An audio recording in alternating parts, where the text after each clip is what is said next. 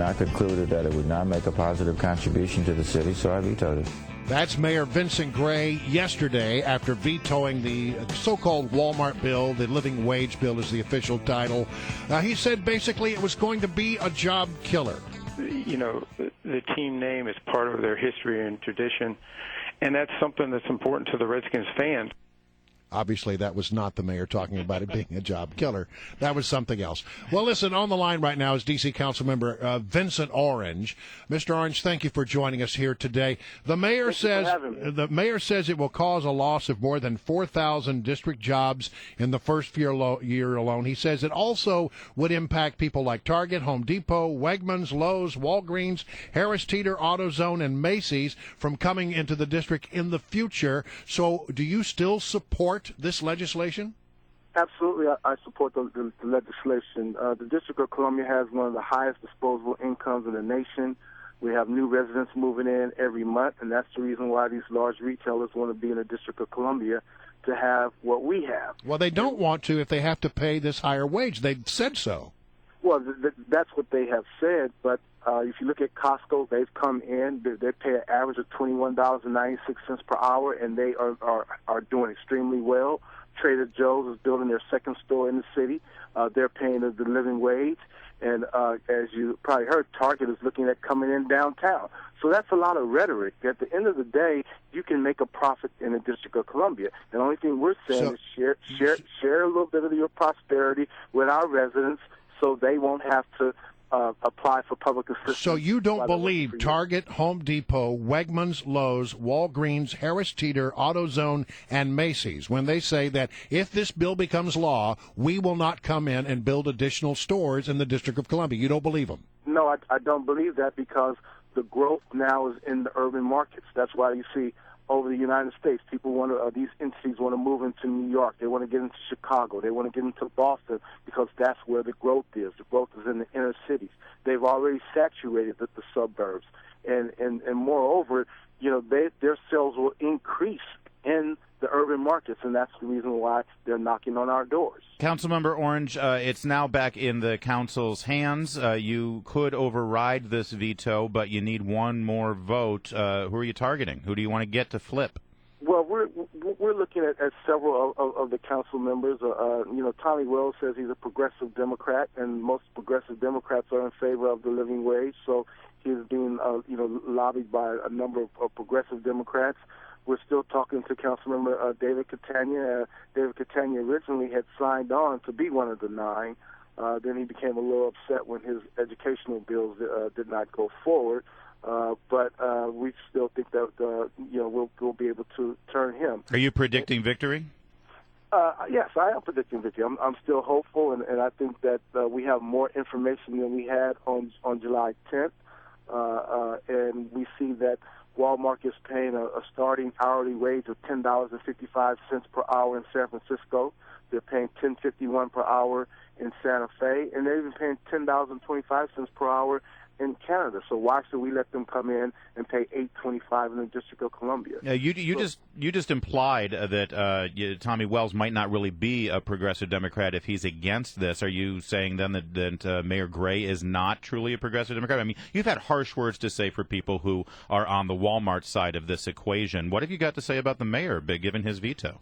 Well, I'm very disappointed in the mayor as well. I mean, the mayor's career has built a good career on helping the downtrodden.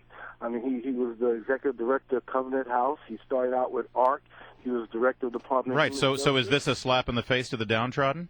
Oh, absolutely. This is an opportunity to really say that the District of Columbia is not going to allow poverty wages in the city. I mean, so Mayor Gray is in favor of poverty wages. Look, that's what his veto says. I mean, it speaks for itself. He says the value of a D.C. resident working in the District of Columbia is $8.25. And all the other businesses in D.C. right now who are paying minimum wage, they're paying poverty wages?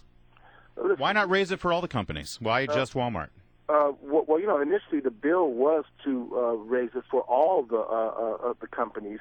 And, when you go through the situation, you compromise in order to get Jack Evans and David Catania, who said he'd signed on at the time. They put in the 75,000 square feet rule. But I wanted to model this bill on the federal bills of minimum wage, because the minimum wage is if you generate $500,000 or more, then you pay the minimum wage. All right, but hold on a minute. I think the thing that many people look at and say, it's unfair to say to one group of people, you pay this rate.